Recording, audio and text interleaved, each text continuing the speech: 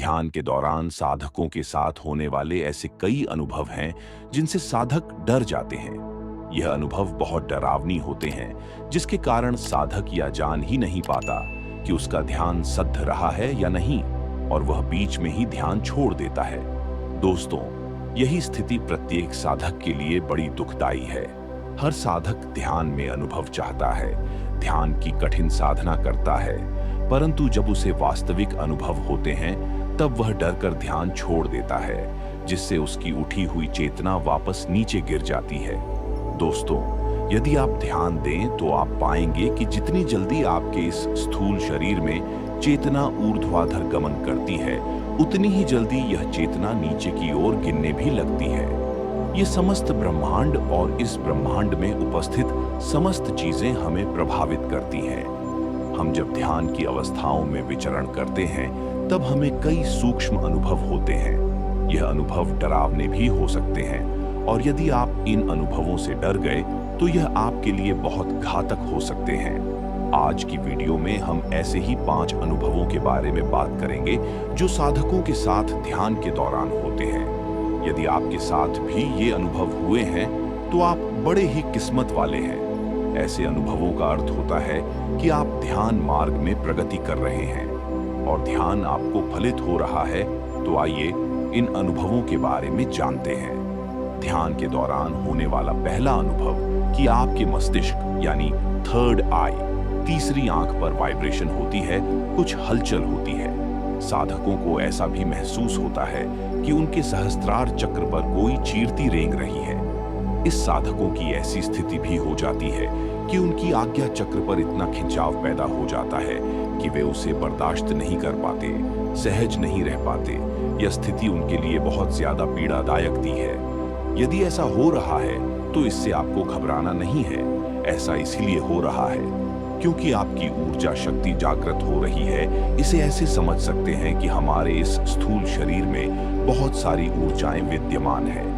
जिस प्रकार इस ब्रह्मांड में सब कुछ मौजूद है, ऐसे ही हमारा यह स्थूल शरीर ब्रह्मांड का प्रतीक है। जो भी हलचल इस ब्रह्मांड में होती है, उन सब का प्रभाव हमारे इस स्थूल शरीर पर भी पड़ता है, जिससे न केवल हमारा शरीर प्रभावित होता है, बल्कि हमारा मन, मस्तिष्क और हमारी समस्त कार्य प्रभावित होती है। इस ब्रह्मांड में मौजूद को सभी शक्तियां जब हमारे इस स्थूल शरीर में उपस्थित ब्रह्मांडीय शक्तियों से एकाकार होते हैं, तब हम घबरा जाते हैं, डर जाते हैं, क्योंकि हमें यह ज्ञान नहीं कि जो शक्तियां इस ब्रह्मांड में उपस्थित हैं, वे सभी शक्तियां हमारे इस स्थूल शरीर में भी उपस्थित हैं।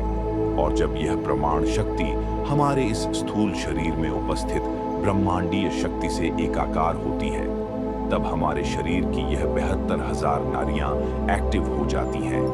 72,000 नाड़ियों में वाइब्रेशन स्पंदन होने लगता है, जिसके कारण इस स्थूल शरीर में उपस्थित 3 मुख्य नाड़ियां इड्डा, पिंगला और सुषुम्ना सक्रिय हो जाती हैं। जमीन ऊर्जाओं का प्रवाह हमारे इस स्थूल शरीर में बढ़ने लगता है।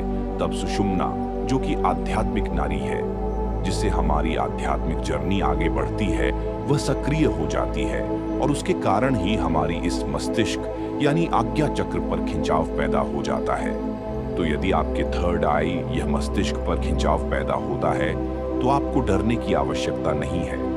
बहुत ज्यादा खिंचाव हो रहा है तो आप प्रातः उठकर थोड़ा प्राणायाम करने और थोड़ा भ्रमण करना, जिससे आपकी मानसिक स्थिति सामान्य हो जाएगी। लेकिन डरकर आपको ध्यान बीच में नहीं छोड़ना है। साधकों को होने वाला दूसरा अनुभव कि उन्हें ध्यान की अवस्था में बैठकर नाद सुनाई देता है। यह ध्वनि घंटे की ध्वनि भी हो सकती है, शंख की ध्वनि भी हो सकती है, और कुछ लोगों को बांसुरी की धुन भी सुनाई देती है, कुछ को डमरू की ध्वनि सुनाई देती है।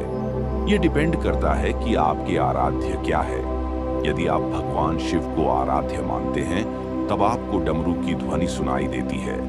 कुछ लोग श्री कृष्ण को आराध्य मानते हैं, इसलिए उनके मन में यह स्थिति पैदा होती है कि उनको बांसुरी की आवाज सुनाई देती है। अब ऐसा क्यों होता है? ऐसा होने का कारण है कि जब व्यक्ति साधना की उच्च अवस्था में पहुंचने लगता है, यानी ध्यान की गहराइयों में गोते लगाने लगता है, तब उसके कान की सुनने की क्षमता जिस तृप्त हो जाती है, बढ़ जाती है। उसके कान में खिंचाव पैदा हो जाता है, जिससे वह अदृश्य ध्वनियों को भी बड़ी आसानी से सुन सकता है। यदि आप ध्यान से सुनेंगे तो आपके इस स्थूल शरीर में अनगिनत ध्वनियां विद्यमान है। जिस प्रकार ब्रह्मांड में नाद की धुनी विचरण करती है, ऐसा साइंटिफिकली भी हो चुका है। नासा ने भी इस बात को पोस्ट किया है कि ब्रह्मांड की ध्वनि कुछ ओम की ध्वनि जैसी है। ऐसी ही ध्वनियां हमारे इस स्थूल शरीर में भी विचरण करती है और यह ध्वनियां अदृश्य होती हैं। हम लोग मोह माया के कारण इन ध्वनियों को नहीं सुन पाते, क्योंकि कभी हम खाली बैठते ही नहीं, हम माया कमाने में व्यस्त हो जाते हैं, जिसके कारण हम अपने शरीर की ध्वनि को नहीं सुन पाते। और जब हम ध्यान की आस्थाओं में बैठते हैं, ध्यान सद्धता है, तब इस प्रकार की ध्वनियां हमें सुनाई देने लगती है। तो यदि आपको ऐसी ध्वनि सुनाई दे रही है तो आप ईश्वर की कृपा पात्र हैं। तीसरा अनुभव यह होता है कि जब साधक रात्रि में सोता है तो उसको अजीब अजीब सी डरावने सपने आते हैं। कभी कभी उसे ऐसा महसूस होता है जैसे उसके सामने को खड़ा है, उसके पीठ पीछे कोई खड़ा है। ऐसी अवस्थाओं में आपको डरने की आवश्यकता नहीं, क्योंकि जो कुछ हो रहा है वह सही हो रहा है। ध्यान साधनाओं को करने के बाद आपने अपने आप को इतना शुद्ध कर लिया है कि इस ब्रह्मांड में उपस्थित तमाम सूक्ष्म शरीर आपसे संबंध स्थापित करना चाहते हैं। संबंध स्थापित करने का अर्थ है कि वे भी मोक्ष को प्राप्त करना चाहते हैं, और उन सूक्ष्म शरीर में उपस्थित आत्माओं को ऐसा लगता है जैसे कि यह शरीर है जो उन्हें मुक्ति दिला सकता है, भव सागर से पार नहीं जा सकता है। इसलिए आपने देखा होगा कि अच्छे व्यक्तियों से हर कोई संबंध रखना चाहता है, तो यह आत्माएं भी आपसी संबंध रखना चाहती है, आपके साथ इस भवसागर से पार होना चाहती है, मुक्ति पाना चाहती है। तो आपको डरने की आवश्यकता नहीं है। अब बहुत से ऐसे लोग कहेंगे कि जो लोग ध्यान साधना नहीं करते उनको ऐसे अनुभव क्यों नहीं होती। उनको अनुभव इसलिए नहीं होते क्योंकि वह अपना जीवन शोर में जी रहे हैं, उनको कुछ भी पता नहीं चल रहा है, और कोई बुरे लोगों से क्यों ही संबंध बनाना चाहे। इसलिए यदि आपके साथ ऐसा कोई डरावना अनुभव हो रहा है तो आपको डरने की आवश्यकता नहीं है, बल्कि यह ध्यान की ओर गहराइयों में आपको ले जाएगा। चौथा अनुभव है अपने इष्ट के दर्शन। बहुत से ऐसे साधक हैं जिनको ध्यान के दौरान उनकी इष्ट भगवान के दर्शन होते हैं। यदि आपके साथ ऐसा हो रहा है कि आप सोते हुए अपने इष्ट भगवान के दर्शन कर रहे हैं या ध्यान की अवस्था में दर्शन कर रहे हैं, तो यह आपके लिए बहुत अच्छा संकेत है। यहाँ आपको डरने की आवश्यकता नहीं है। अब आपकी ध्यान साधना उच्च कोटि की हो गई है, इसलिए आपको भगवान के दर्शन हो रहे हैं। अब यदि ऐसा अनुभव आपको हो रहा है तो आप डरिए मत, बल्कि अपनी साधना को कंटिन्यू करीब आगे बढ़ी है। अब भगवान भी आपको आगे का रास्ता दिखाने की कोशिश कर रहे हैं, मोटिवेट कर रहे साक्षात रूप में आप भगवान के दर्शन कर पा रहे हैं। तो आपको डरने की आवश्यकता नहीं है, बल्कि अपनी साधना को और गहरा करने की आवश्यकता है। पांचवां अनुभव, कुछ साधकों को ऐसा अनुभव होता है उनका अपना कोई मृत प्रियजन दर्शन देता है, दिखाई पड़ने लगता है, उनसे बात करने की कोशिश करता है। तो ऐसी अवस्था में आपको डरने की आवश्यकता नहीं है। अब ऐसा इसलिए होता है क्योंकि हमारे मित्र या पूर्वज हमसे मिलना चाहते हैं, बात करना चाहते हैं।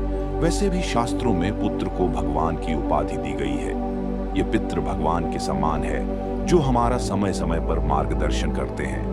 यदि आपने कभी भागवत कथा सुनी हो तो आपने सुना होगा कि यदि कोई व्यक्ति भगवान का भक्त हो जाता है, गहरी ध्यान साधना करता है, तब वह अपने पुराने 7 पीढ़ियों के दुखों को तार देता है, उनको आगे ले जाता है।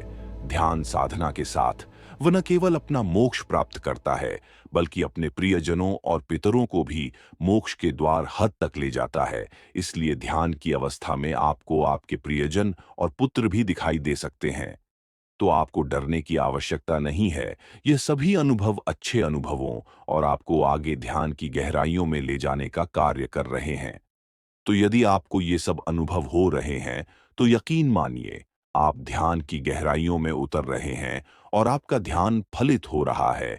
इसलिए यदि यह 5 अनुभव आपको हो रहे हैं तो आप बहुत ही किस्मत वाले हैं। इसके अलावा भी यदि आपको अनुभव होते हैं तो आप नीचे कमेंट सेक्शन में लिखना मत भूलिएगा।